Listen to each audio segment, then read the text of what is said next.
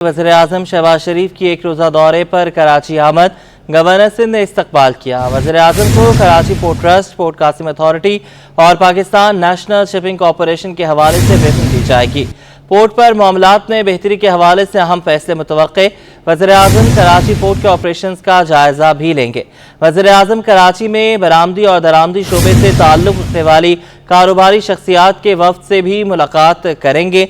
वज़ीर-ए-आज़म मुल्क की आमदन में इजाफे, कारोबारी बिरादरी को सहूलियात और बरामदी और दरामदी शोबे के इस्लाहात के हवाले से ब्रीफिंग लेंगे। आपको बताते चलें कि वज़ीर-ए-आज़म शहबाज शरीफ शहर कायद में मौजूद हैं, शहर कायद पहुँचे हैं। एक रोज़ा दौरा है वज़ीर-ए-आज़म का। गवर्नर सिंध कामरान खान टेसोरी ने वज़ीर-ए-आज़म का इस्तकबाल किया है। अगर बात की जाए वज़ीर-ए-आज़म के शेड्यूल की, तो वज़ीर-ए-आज़म को Karachi port trust, port Qasim authority और पाकिस्तान नेशनल शिपिंग कॉरपोरेशन के हवाले से ब्रीफिंग दी जाएगी।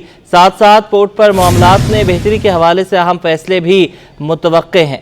वज़ीर-ए-आज़म कराची पोर्ट के ऑपरेशंस का जायजा भी लेंगे। वज़ीर-ए-आज़म कराची में बरामदी और दरामदी शोबे से ताल्लुक़ रखने वाली कारोबारी शख्सियात के वफ्द से भी मुलाकात करेंगे। वज़ीर-ए-आज़म मुल्क की आमदन में इजाफे और कारोबारी बिरादरी को सहूलियात और बरामदी और दरामदी शोबे के इस्लाहात के हवाले से ब्रीफिंग लेंगे। खुर्शीद रहमानी हमारे साथ हैं, उनसे बात करेंगे। बताइएगा जी। वज़ीर-ए-आज़म पाकिस्तान मियां मोहम्मद शहबाज शरीफ आज कराची के दौरे पर हैं। मसरूफ़ तरीन दिन आज वज़ीर-ए-आज़म पाकिस्तान कराची में गुजारेंगे। वज़ीर-ए-आज़म पाकिस्तान कराची पोर्ट ट्रस्ट के अलावा पोर्ट कासिम और उसके अलावा शिपिंग कॉरपोरेशन का दौरा करेंगे। इस हवाले से वज़ीर-ए-आज़म पाकिस्तान को कराची पोर्ट ट्रस्ट पर जो है वो बंदरगाह से मुतल्लिक जो है वो दीगर ऑपरेशन से मुतल्लिक भी ब्रीफिंग दी जाएगी। इसके अलावा जो वज़ीर-ए-आज़म पाकिस्तान जो है वो कराची में जो तजारती वफूद है उनसे भी मुलाकात करेंगे और तजारती वफ़द जो है वो वज़ीर-ए-आज़म पाकिस्तान को अपने मसाइल से आगाह करेगा। वज़ीर आला सिंध सैयद मुराद अली शाह और गवर्नर सिंध भी वज़ीर-ए-आज़म पाकिस्तान को कराची समेत सिंध भर में अमन अमान की सूरत हाल पर ब्रीफिंग देंगे। जब वज़ीर-ए-आज़म पाकिस्तान कराची पहुंचे तो गवर्नर सिंध कामरान खान टेसोरी ने उनका पुरतबाक इस्तकबाल किया फैसल बेस पर। अब भी गवर्नर सिंध जो है वो वज़ीर-ए-आज़म पाकिस्तान के हमरा मौजूद हैं। उसके अलावा जो वज़ीर आला सिंध हैं वो भी कराची समेत जो अमन अमान की सूरत हाल पर वज़ीर-ए-आज़म पाकिस्तान को ब्रीफिंग देंगे। वज़ीर-ए-आज़म पाकिस्तान आज मसरूफ़ तरीन दिन गुजारेंगे, जिसमें इत्तेहादी जो जमात है एमके पाकिस्तान के कन्वीनर और दीगर जो रहनुमा हैं एमके पाकिस्तान के, उनसे भी मुलाकात मुतवक्के और दीगर जो सियासी जमातें हैं उनसे भी मुलाकात मुतवक्के है। इसके अलावा जो ताजिर कम्युनिटी है वो भी वज़ीर-ए-आज़म पाकिस्तान को अपने तहफ़्फ़ुज़ात से आगाह करेंगे। खुसूसन कराची में जो तिजारती अफराद को जो मसाइल का सामना है, कराची में जो लोड शेडिंग है, गैस की लोड शेडिंग है, बिजली की लोड शेडिंग है, जिसकी वजह से तिजारती जो हब है कराची वो मुश्किलात से दोचार है। वो सारे मसाइल से वज़ीर-ए-आज़म पाकिस्तान को आगाह करेंगे और मुमकिना जो हल है उसकी तरफ जाने का जो है वो इम्कान है। और उसके अलावा लाएअमल का ऐलान भी किया जाएगा। उसके अलावा बंदरगाह और दीगर जो ऑपरेशन से मुतल्लिक हैं वहाँ भी अहम फैसले मुतवक्के हैं। वज़ीर-ए-आज़म पाकिस्तान आज मसरूफ़ तरीन दिन गुजारेंगे। जी।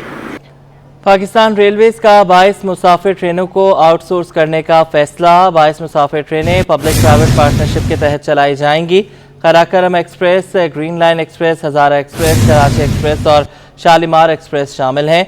कोयटा से कराची चलने वाली वाहिद मुसाफिर ट्रेन बोलान मेल को भी पब्लिक प्राइवेट पार्टनरशिप के तहत चलाया जाएगा। बड़ी तादाद में ट्रेनों की निष्कारी का फैसला कर लिया गया है। बात कर लेंगे सईद अहमद सईद से।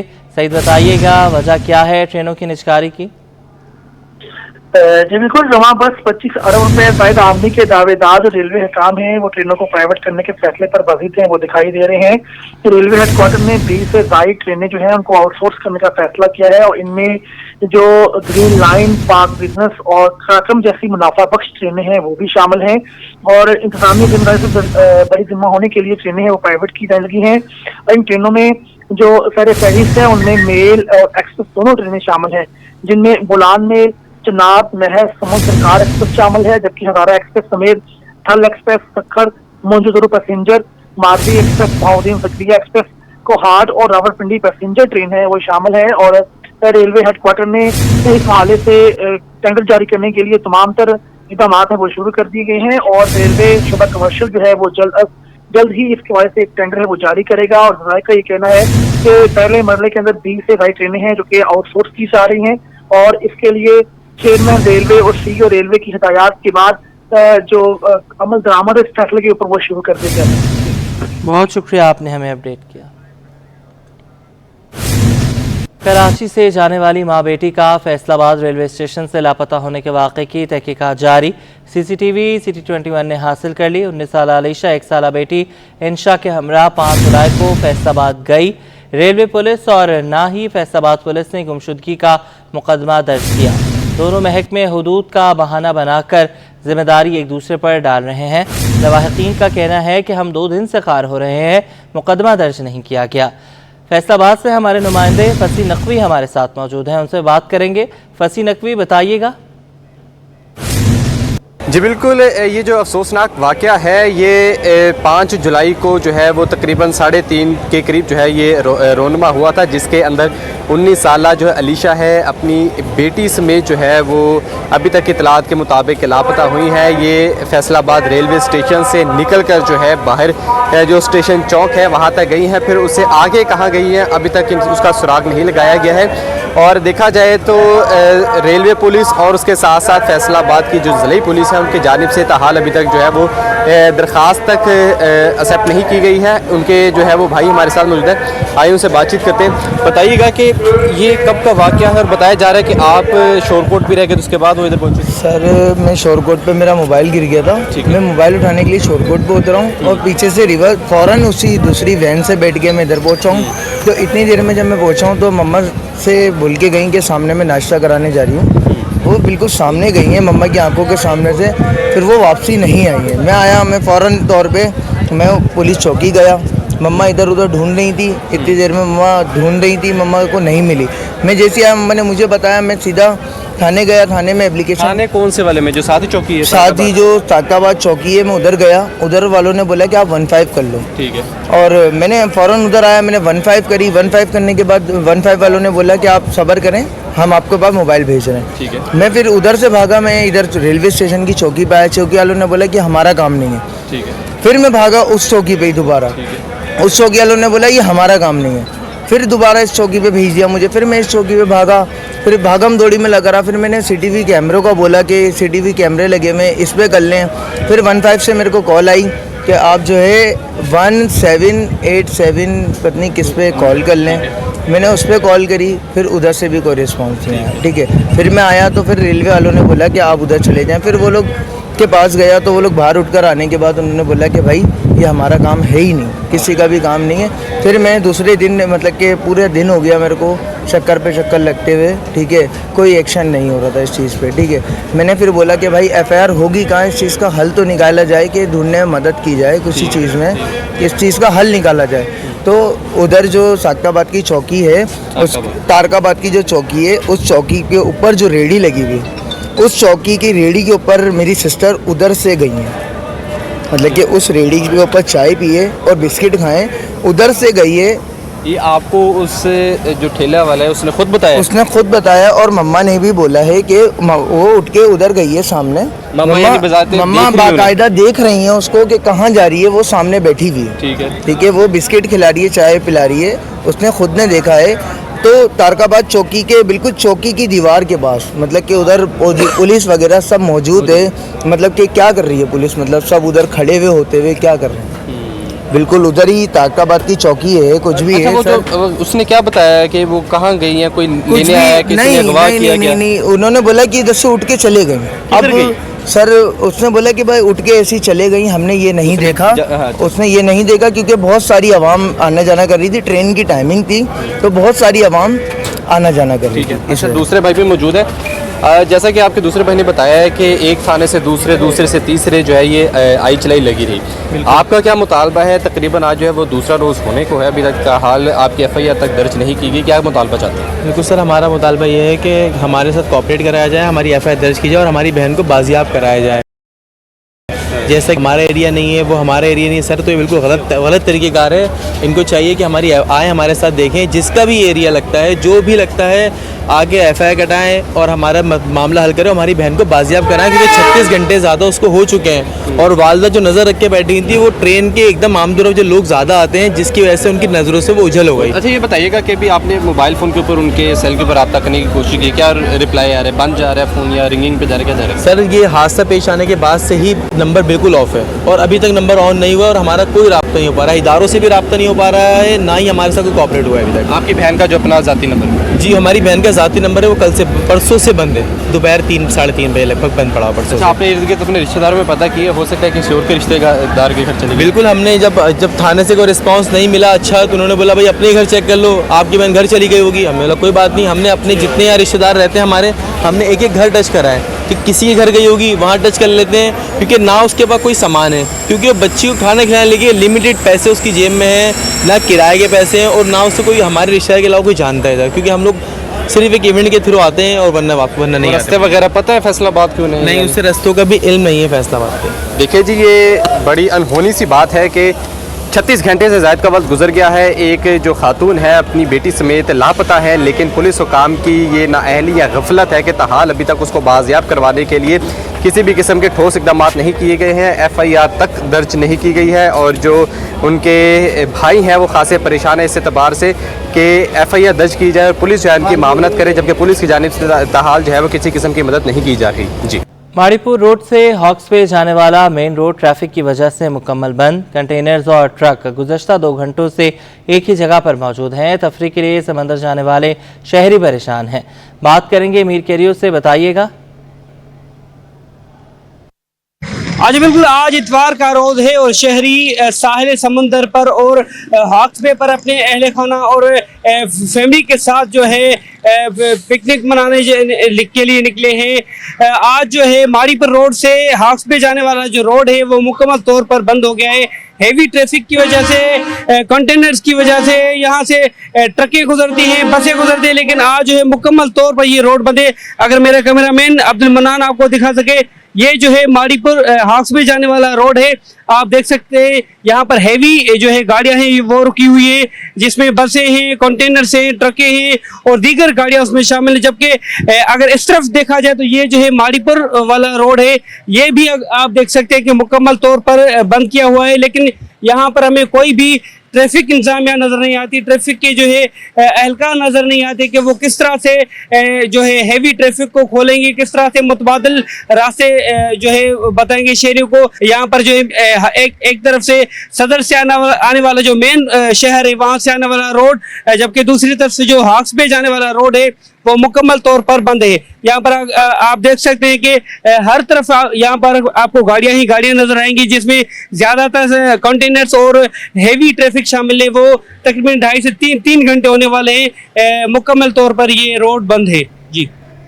और मुल्क के मुख्तलिफ एयरपोर्ट्स की सिक्योरिटी ऑडिट का मामला। ट्रांसपोर्ट कैनेडा का सिक्योरिटी वफ्द 14 जुलाई को कराची पहुंचेगा। वफ्द पाकिस्तान से बराह रास्त कैनेडा जाने वाली परवाज़ों की मुकम्मल जांच पड़ताल करेगा। कराची, इस्लामाबाद और लाहौर एयरपोर्ट पर एविएशन सिक्योरिटी की जांच पड़ताल करेगा। खुर्शीद रहमानी से तफसीलात लेंगे, बताइएगा। जी, मुल्क के मुख्तलिफ एयरपोर्ट्स की सिक्योरिटी ऑडिट का मामला है। ट्रांसपोर्ट कैनेडा का सिक्योरिटी वफ्द 14 जुलाई को कराची पहुंचेगा। ट्रांसपोर्ट कैनेडा का वफ्द पाकिस्तान से बराह रास्त कैनेडा जाने वाली परवाज़ों की मुकम्मल जांच पड़ताल करेगा। कराची, इस्लामाबाद, लाहौर एयरपोर्ट पर मुख्तलिफ एविएशन सिक्योरिटी के शोबों की जांच पड़ताल भी करेगा। इस तरह से टीम सिक्योरिटी अमूर में मुसाफिर, सामान की स्क्रीनिंग, कार्गो, कैटरिंग सिक्योरिटी का जायजा लेगा, जबकि टीम सिक्योरिटी एक्सेस में रसाई कंट्रोल, हवाई जहाज की सिक्योरिटी जबकि दीगर मुतल्लिका तरीक़ाकार की जांच पड़ताल करेगा। इस हवाले से ज़राए सिविल एविएशन अथॉरिटी का कहना है कि सिविल एविएशन और दीगर मुतल्लिका इदारे कैनेडियन टीम के मुख्तलिफ शोबों से तसल्ली भी देंगे। जी, बहुत शुक्रिया, आपने हमें अपडेट किया। अमीर जमात इस्लामी कराची की पीपल्स पार्टी और MQM पर तनकीद। मुनीम जफर ने कहा कि दोनों जमातें विकेट के दोनों अतराफ खेलती हैं, मंसूबे हवाओं में बन रहे हैं, ऐलानात ज़मीन पर हो रहे हैं। सिंध हुकूमत के पास इख्तियारात में इजाफा हुआ मगर शहर को कुछ नहीं दिया। मेयर कराची स्टेक होल्डर से राब्ता भी नहीं करते। पार्टियों के दरमियान, बिलखुसूस पीपल्स पार्टी और MKM के दरमियान बयानबाजी और नूरा कुश्ती शुरू हो चुकी है। एक तरफ पूरी तरह हुकूमतों के मज़े लिए जाएं, वजारतें पकड़ी जाएं, चेयरमैनशिप मुख्तलिफ वजारतों की हासिल की जाए, और दूसरी तरफ पीपल्स पार्टी ने वजारतों की तादाद बढ़ाकर, स्पेशल असिस्टेंट्स की तादाद बढ़ाकर 24 से 34 कर दी है,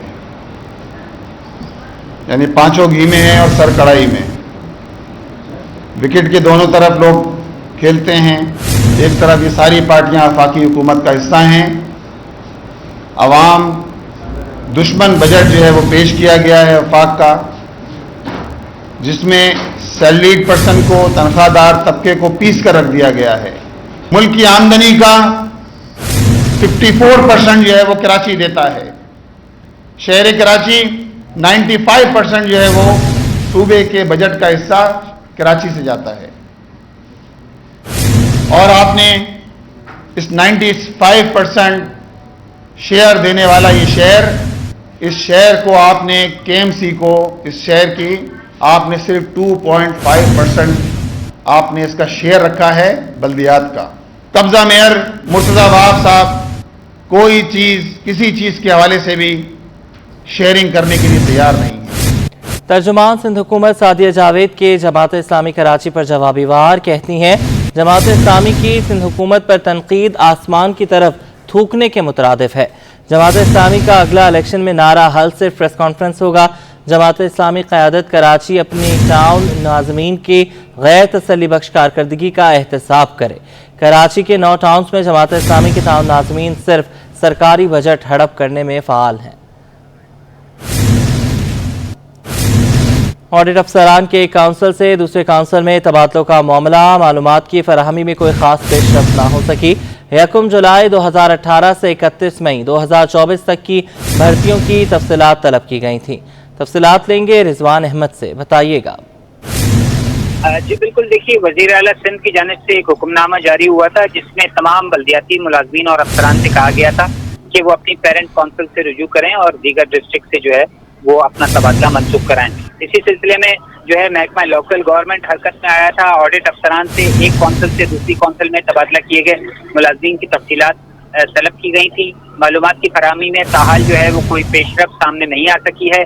बल्दियाती इदारों में जो तैनात ऑडिट अफसरान एक काउंसिल से दूसरी काउंसिल में ट्रांसफर किए गए मुलाजमीन की तफसीलात जो है वो तलब कर चुके हैं, लेकिन इनकी तलबी के बावजूद जो है ये मालूमात फराहम नहीं की गई हैं टाउन इंतजामिया की जानिब से। सिंध के तमाम बल्दियाती इदारों की ऑडिट अफसरान ने महकमा बल्दियात की जानिब से जो है वो रिपोर्ट तलब की थी, जबकि भर्ती किए गए मुलाजमीन के हवाले से भी तफसीलात तलब की गई थी। 1 जुलाई 2018 से 31 मई 2024 तक की भर्तियों की तफसीलात तलब की गई थी। तमाम बेशतर टाउन हुकूमतें जो है इस सिलसिले में रिपोर्ट जमा कराने से कासिर रही हैं। जी बहुत शुक्रिया रिजवान, आपने हमें अपडेट किया।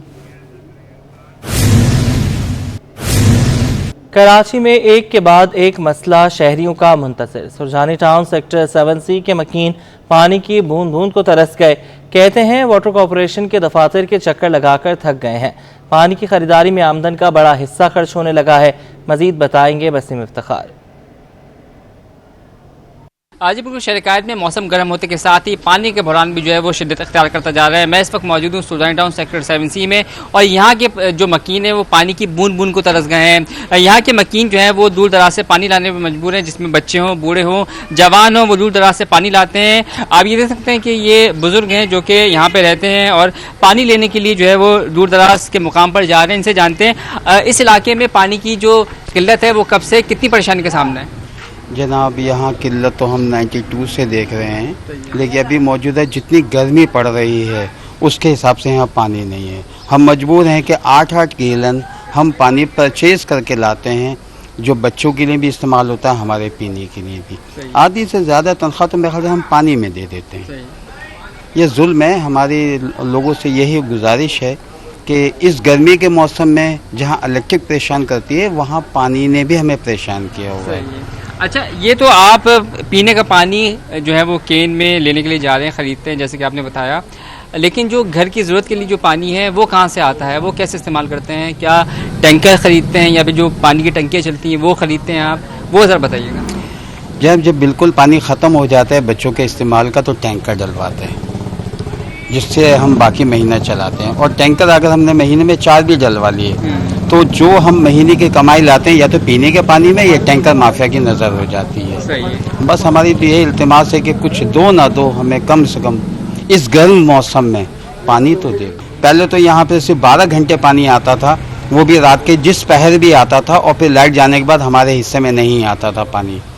आजकल ये कि पानी तकरीबन 24 घंटे के लिए ये खोल रहे हैं, लेकिन वो गंदा पानी जो है हमें 6 घंटे तो उसके साफ होने के बाद हम पानी भरते हैं, जिसमें लाइट भी चली जाती है, तो हमें मुकम्मल पानी नहीं मिल पाता। जी बिल्कुल, यह इलाका मकीन जिनका बताना है कि अलमिया यह है कि अगर पानी आता है तो उसमें सीवरेज का पानी मिक्स होकर आता है, आधे से 1 घंटा जो है वो उस पानी को निकालने में लग जाता है, और जब साफ़ पानी शुरू होता है तो उस वक्त लाइट चली जाती है, जिसकी वजह से ये जो इलाका मकीन है जो साफ़ पानी उससे महरूम रह जाते हैं। पानी के मसाइल यहाँ पे 1992 से है, जबकि पीने का पानी ख़रीदना पड़ता है और घर के ज़रूरत के इस्तेमाल के लिए जो पानी जो है वो टैंकर माफिया जो है वो उससे ख़रीदना पड़ता है। आमदनी का बड़ा हिस्सा पानी के हुसूल और पानी की नेमत की नज़र जो है वो हो जाता है, लेकिन जो वाटर बोर्ड का अमला है उनके कानों पे जूं तक नहीं रेंगती। इसके साथ साथ जो यहाँ के मकीन है उनकी जानिब से मुतादिद बार शिकायत भी की गई है, लेकिन जो वाटर बोर्ड का अमला है वो इन शिकायतों पर कान नहीं रहता, जिसकी वजह से इलाका मकीन शदीद परेशान है। उनका मुतालबा है कि फौरी तौर पर यहाँ पर जो पानी के मसाइल हैं उनको हल किया जाए ताकि उनकी मुश्किलात कम हो सकें। जी, वज़ीर-ए-आज़म की ज़ेर सदारत KPT हेड ऑफिस में इजलास जारी है। इजलास में वज़ीर-ए-आज़म शहबाज शरीफ को चेयरमैन KPT और पोर्ट कासिम अथॉरिटी के हुकाम ने ब्रीफिंग दी। वज़ीर-ए-आज़म ने पोर्ट पर मामलात में मज़ीद बेहतरी लाने के लिए हिदायत दी। आपको बताते चलें, वज़ीर-ए-आज़म की ज़ेर सदारत KPT हेड ऑफिस में इजलास जारी है। बात कर लेंगे खुर्शीद रहमानी से, बताइएगा। जी, वज़ीर-ए-आज़म पाकिस्तान एक रोज़ा दौरे पर कराची में है और इस वक्त जो है वज़ीर-ए-आज़म पाकिस्तान कराची पोर्ट ट्रस्ट के हेड ऑफिस के इजलास की सदारत कर रहे हैं। इजलास में गवर्नर सिंह कामरान खान जसूरी, वज़ीर खजाना मोहम्मद औरंगजेब, वज़ीर तिजारत जाम कमाल, वज़ीर पोर्ट शिपिंग दीगर हुकाम शरीफ हैं। इजलास में वज़ीर-ए-आज़म पाकिस्तान ने मोहम्मद शहबाज शरीफ को chairman KPT port Qasim authority के हुकाम में भेजी दी है। वज़ीर-ए-आज़म ने पोर्ट पर मामलात में मज़ीद बेहतरी करने की हिदायत भी जारी की हैं। इस हाल में वज़ीर-ए-आज़म को मुल्की आमदनी में इजाफे, कारोबारी बरादरी को सहूलियात और बरामदी शोबे की इस्लाहात के हवाले से भी तफसीलात से आगाह किया गया है।